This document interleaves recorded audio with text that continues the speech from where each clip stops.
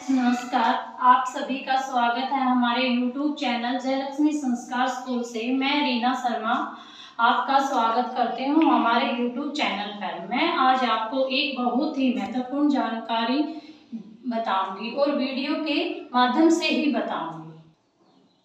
आज लेटर दिखाऊंगी जिसके माध्यम से आपको यह पता चल जाएगा कि आपका महंगाई भत्ता जनवरी 2025 से कितने % होगा। आज आपके लिए एक महत्वपूर्ण वीडियो लेकर आई हूँ। इसका लेटर दिखाऊंगी जिसके माध्यम से आपको यह पता चल जाएगा कि आपका महंगाई भत्ता जनवरी 2025 से कितना % होगा, या क्या 55% होगा या 56% होगा। इसको लेकर पहला आधिकारिक आदेश जारी कर दिया गया है। क्या है वो आदेश, आपको दिखाएंगे इस वीडियो में। सबसे पहले देखते हैं ये जो आंकड़े आए थे IACPN 14.3.4, ये हैं दिसंबर के आंकड़े। इसके हिसाब से DR का रेट 55.99 की डिबेट चल पड़ी थी कि जो जनवरी के आंकड़े का DA 55% होगा या 56% होगा। अब देख लेते हैं जो ऑफिशियल आदेश है उसके बारे में क्या बताया है, वो लेटर आपको दिखाते हैं। सबसे पहले बात करें हम इस लेटर के बारे में। ये भारतीय रिजर्व बैंक नोट मुद्रण प्रकाशन लिमिट से जारी हुआ है। ये सर्कुलर नंबर 22 है 24 फरवरी 2025 का। इसमें बताया गया है पेमेंट ऑफ सैलरी टू जो भी bank note rate DRs allowance है उसके बारे में इस लेटर में हम बताएंगे। This is for information that approval of corporate officer VDI BNM number 17071101352425 date 21/2/2025 has been received for payment of received rate of dearness allowance payable to BRBM BPL employees VEF 21/1/2025 rate of dearness allowance payable to receive from 53% to 50%. Basic pay payment of DA at received rate along with dearness of DA from month of January 2025 will be paid with salary of February 2025. All employees are requested to take a note of this above. ये दूसरी news है जो ECHS letter पर है। अब हम शुरू करते हैं इस न्यूज़ के बारे में।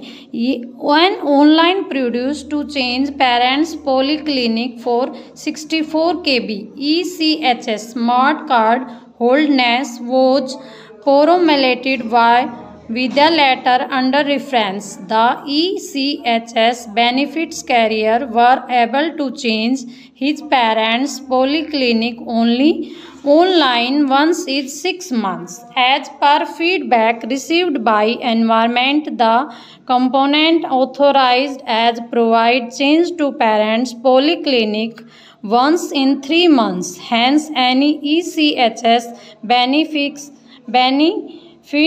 who is recording can change his parents' polyclinic once in their 3 months online as per process given video or letter reference to the para 1 above. एक और बड़ी न्यूज़ है जो इनकम टैक्स के ऊपर है। Referenced is invite circular number 24 February 2022 date 7/12/2022 where by the rate of discuss of income tax from the payment of income under the he head salaries under session 192 of the income tax act 1961 during the financial year 2022-23 were intimated. The said circular as explained contain related provisions of the Act and Income Tax Rule 1962. The present circular contains the admits made by the Finance Act of 2024 Finance number the Finance Act 2023 in respect to rate duration of income tax from the payment of income under the head salaries under section 192 of the Act, where no has been made of above reference acts. In such case, the above reference circular number 24 of 2022 shall continue to be applicable for FY 2024-2025. The relevant Act rules from the notification are available at the website of Income Tax. Income tax में आपको 12 लाख तक कोई भी income tax आपको नहीं देना होगा। हरियाणा के पूर्व सैनिकों को अमेरिका में जाने का एक सपना पूरा हुआ है। जो फौजी 95 लाख रुपए का चूना लगा दिया है। कई देशों के होते हुए भी अवैध रास्ते से परिवार को अमेरिका भेजा गया, लेकिन बाद में उनके पास भारत भेज दिया गया।